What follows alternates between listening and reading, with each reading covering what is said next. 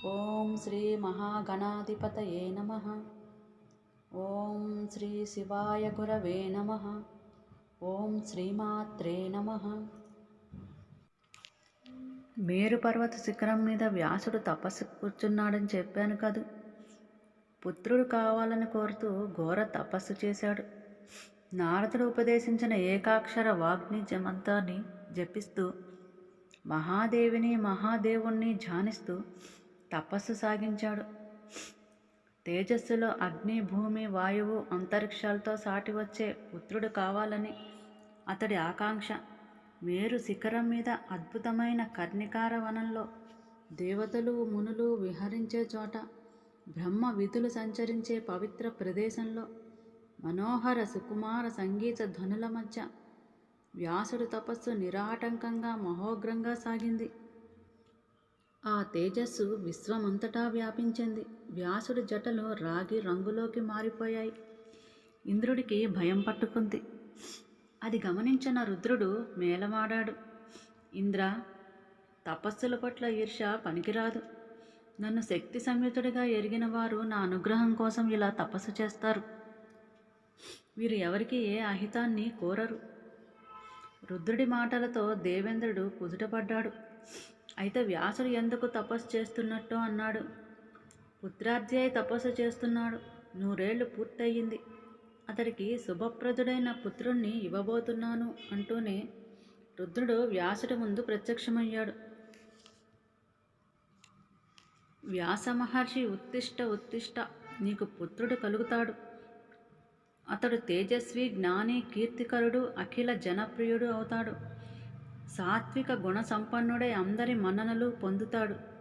మహాదేవుడిచ్చిన వరానికి వ్యాసుడు సంతృప్తి చెందాడు. తపస్సు ముగించి ఆశ్రమానికి చేరుకున్నాడు. ఒకవైపు శ్రమ, మరొకవైపు ఆశ్రమంలో యాగాగ్నిని సిద్ధం చేసుకోవాలనే కంగారు.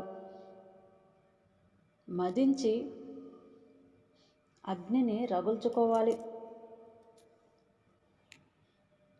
అందుకని ఎక్కడో దాచిపెట్టిన అగ్నిని బయటికి తీశాడు. కాష్టంతో మదిస్తున్నాడు. చిత్తంలో పుత్రవాంఛ మెదులుతోంది. మంధాన అరణి సంయోగంతో, మంధనంతో అగ్ని పుడుతోంది. మరి ఇలా నాకు పుత్రుడు ఎలా జన్మిస్తాడు? పుత్రారణి అనిపించుకునే స్త్రీ నాకు లేదు కదా.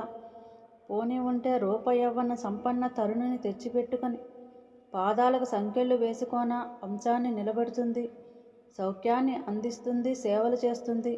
ఇవన్నీ నిజమే, కానీ స్వేచ్ఛా స్వాతంత్రాలకు మాత్రం తరుణీమణి ప్రతిబంధకమే.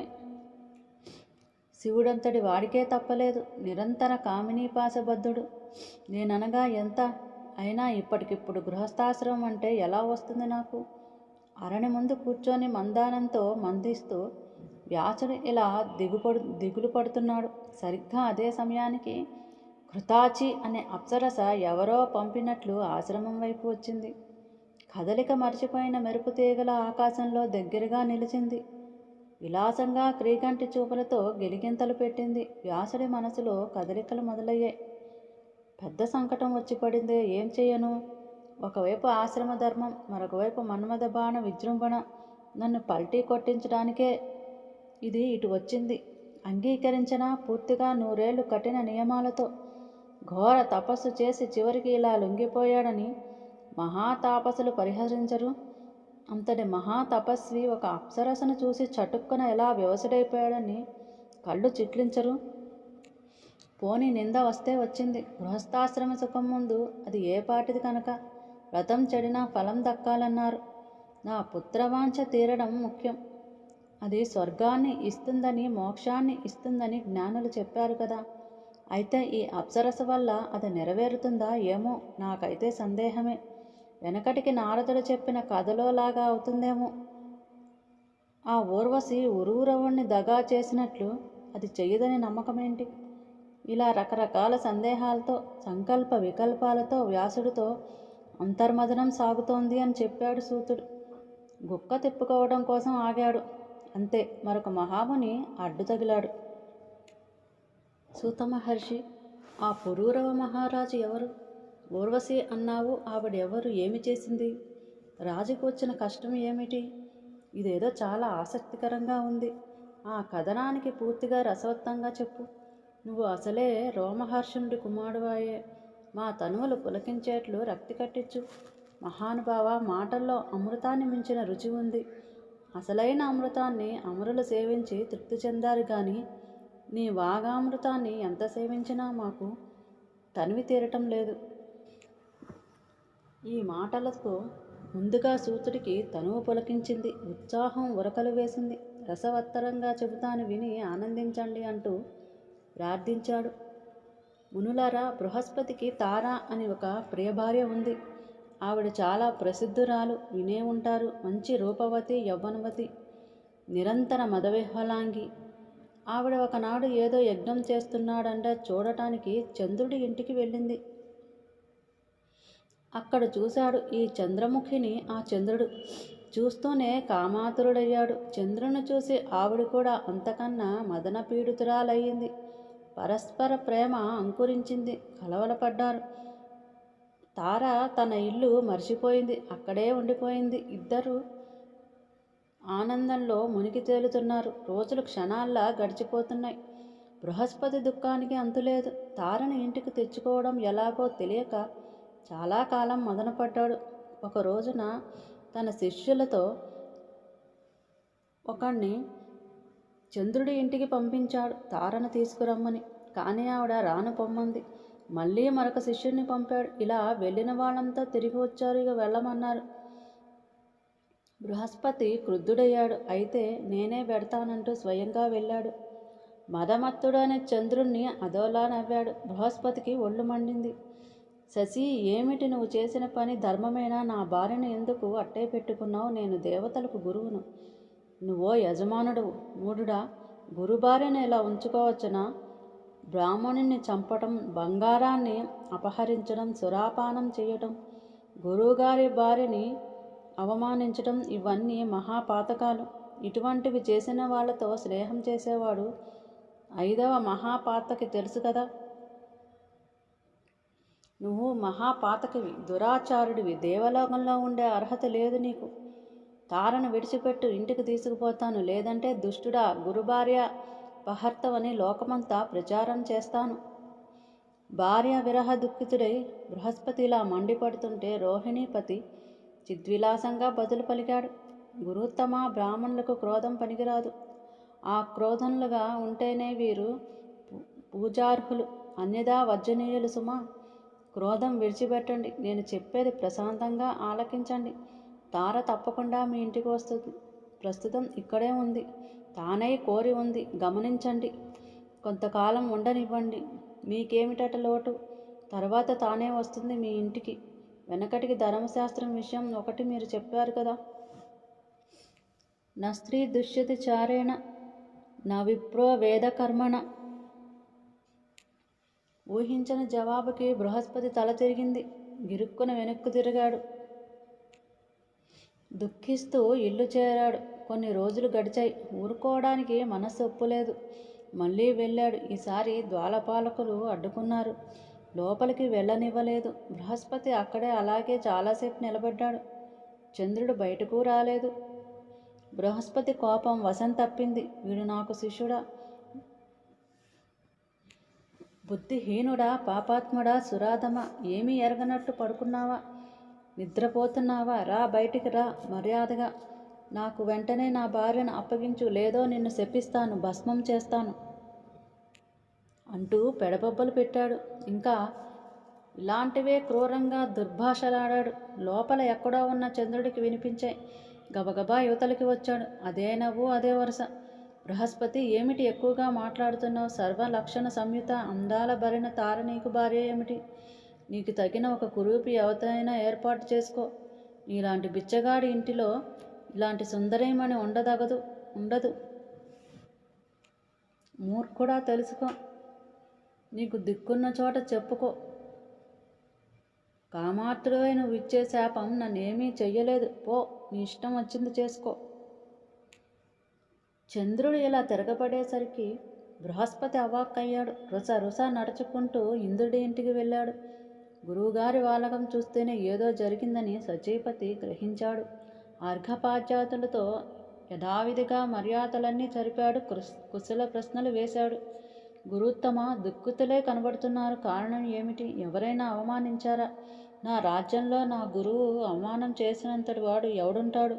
దిగ్బాతులతో సహా నా సైన్యమంతా మీ చెప్పు చేతుల్లో ఉండేదే కదా. త్రిమూర్తులు కూడా మీ వెంటే ఉండేవారే.